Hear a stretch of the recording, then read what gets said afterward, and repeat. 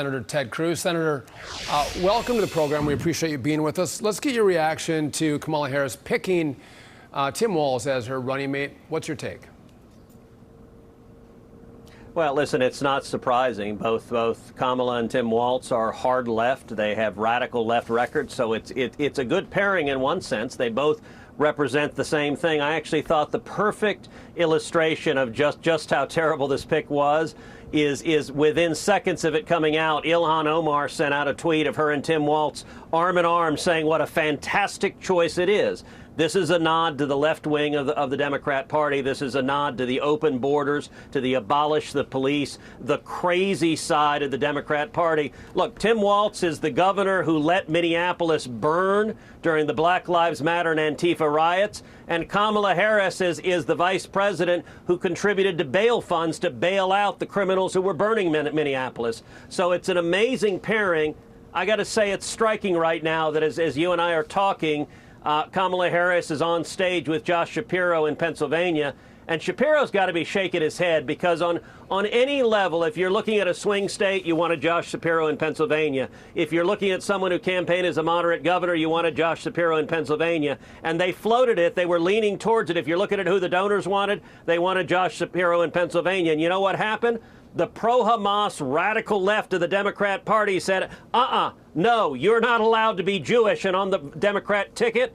And I think that is a very sad day when the Democrats give a nod to the pro-Hamas wing. And if Josh Shapiro's name were Josh Smith, he'd be the VP nominee or named right now.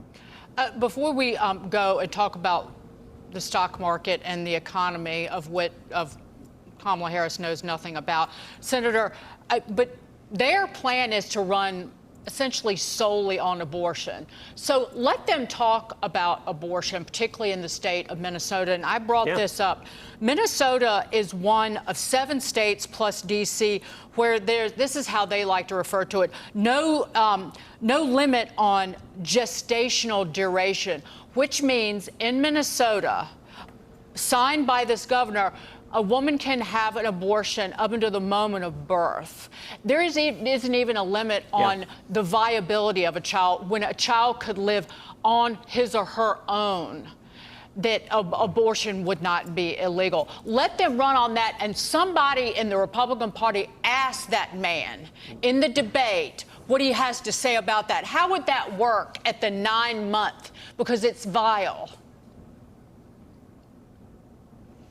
Well, listen, unfortunately, that reflects where today's Democrat Party is. That's the position of Kamala Harris. That's the position of Tim Walz.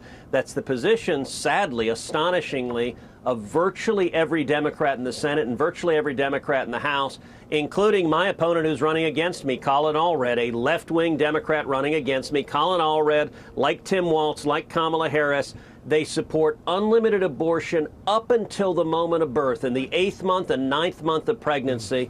And as you know, that's a radical position. Nationally, 9% of Americans agree with that extreme position. 91% of Americans say that's too much. In fact, a majority of people who call themselves pro-choice say abortion up till the moment of birth is too extreme, and yet that's where today's radical Democrats are. That's where they're at. Senator Ted Cruz, stick right there with us. Don't go anywhere. Stocks rebounding after 2 days of massive sell-offs, really 3. Thursday sucked too. Our own Kelly O'Grady is live in studio with all of the latest. Hey, Kelly. Hey, Dagan and Sean. Great to be with you.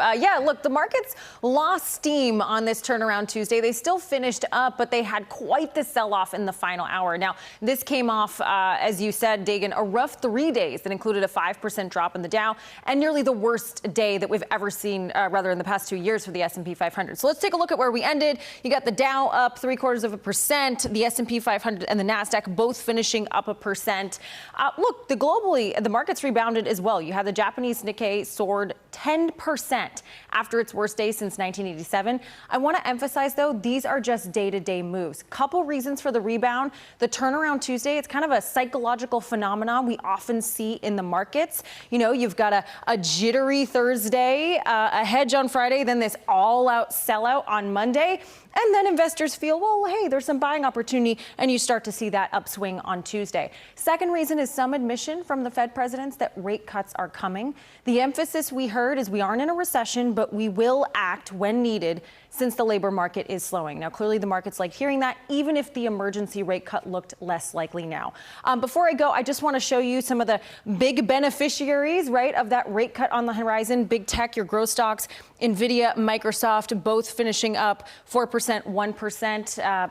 Look, we're going to see if this turnaround Tuesday can extend through the week, Dagan and Sean, or if the markets slip more into that correction territory after record highs for months and months. Back to you. Kelly O'Grady, thank you.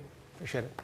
Senator Ted Cruz is still with us. Senator, if you, not you, but the American people elect Democrats again to the White House, all they know how to do is spend money.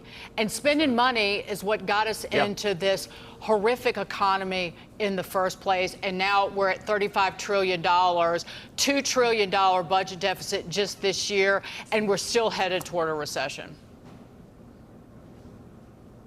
Well, Dagan, you're right, although I got to say I think you're shortchanging the Democrats a little more. They do know how to do more than spend money. They also know how to print money, they know how to borrow money, they know how to raise taxes, and they know how to regulate the hell out of small businesses and destroy jobs. They're very good. They've really got the whole package, and I got to say between Kamala Harris and Tim Walz, they've got expertise across the board in bankrupting the country.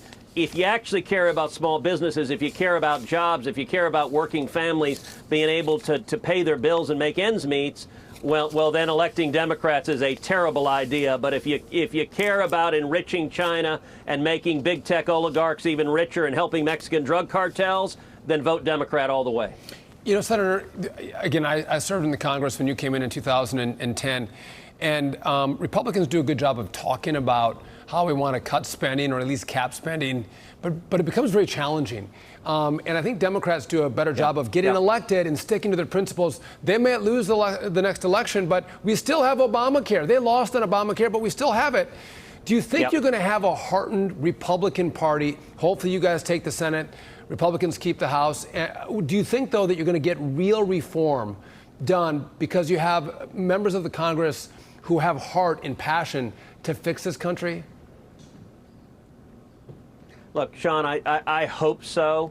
You're right. It can be frustrating to be a Republican. There are a lot of Republicans who run and they say one thing on the campaign trail and they do something different when they get in office. And I'll tell you what I tell every senator, every House member who gets elected. I say, look, just do what you said you would do. Just whatever you told the voters in September and October you were going to do that in January. And to the Democrats' credit, they're better at that. They promise, as Obama did, to fundamentally change the country. They promise, as Biden did, to shut down oil and gas drilling. They promise, as Kamala Harris did, to ban fracking. And they follow through on their radical promises.